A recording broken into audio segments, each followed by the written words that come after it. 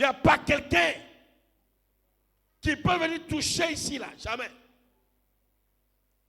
Mais est-ce que Dieu a changé?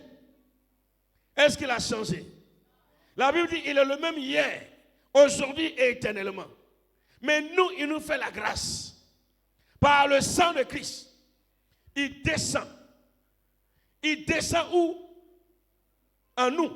Alléluia. Il envoie sa Jérusalem, qui est la cité de Dieu. Il envoie ça où?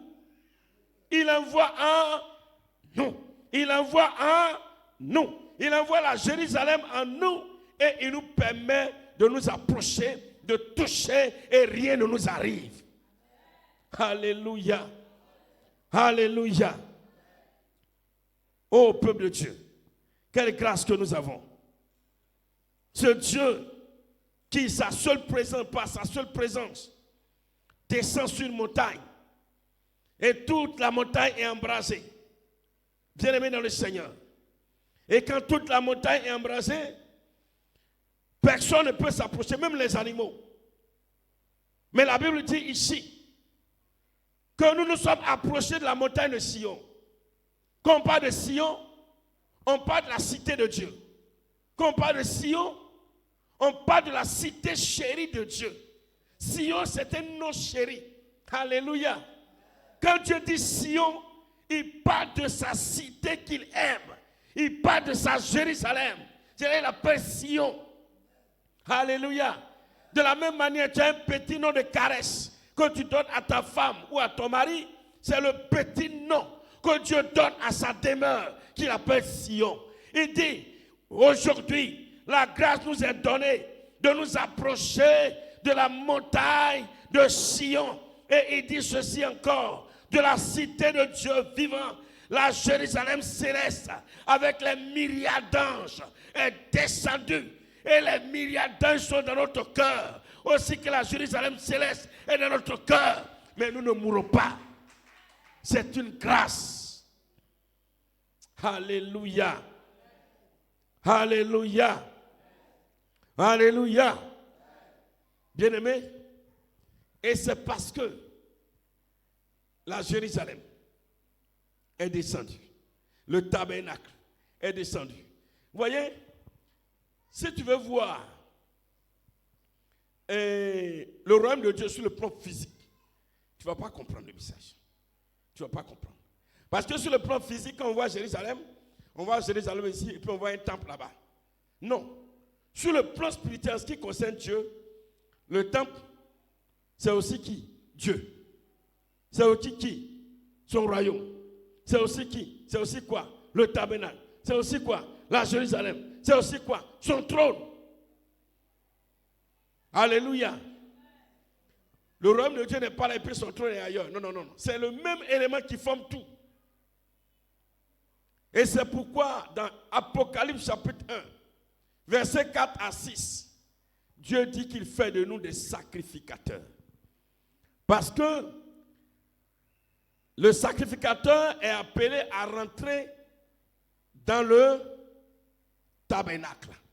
Il est appelé à rentrer dans le tabernacle. Mais nous, bien-aimés, je l'ai déjà enseigné une fois, le tabernacle est en nous, en chacun de nous. Donc chacun est sacrificateur dans le tabernacle de Dieu qui est en lui. Alléluia. Chacun est sacrificateur dans le tabernacle de Dieu qui est en lui.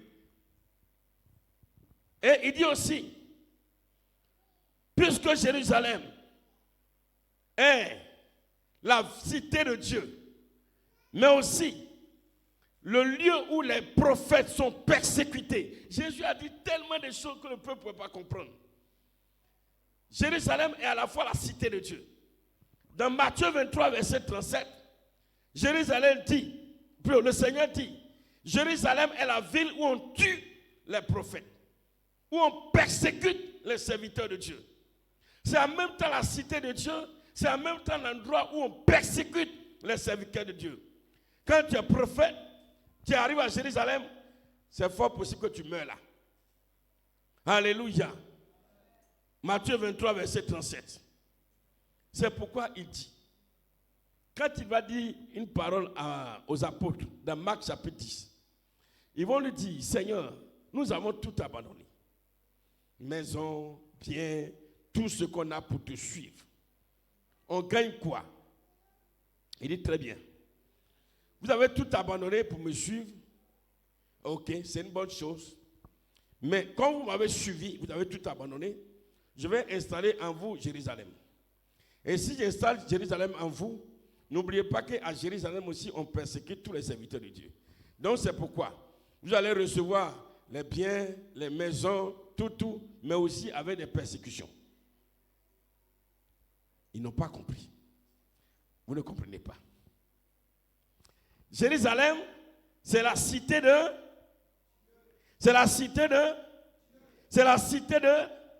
À Jérusalem, on persécute les prophètes, les serviteurs de Dieu, on les persécute. Matthieu 23, verset 37. Donc, si tu es à Jérusalem, tu seras comment? Ok. Il est en train de dire, vous allez recevoir les maisons, les biens, tout ce que vous voulez, mais avec des persécutions parce que tu n'échappes pas à Jérusalem. Jérusalem est en toi. Alléluia. Alléluia. Alléluia. Tu ne pourras pas échapper à la persécution parce que Jérusalem est en toi.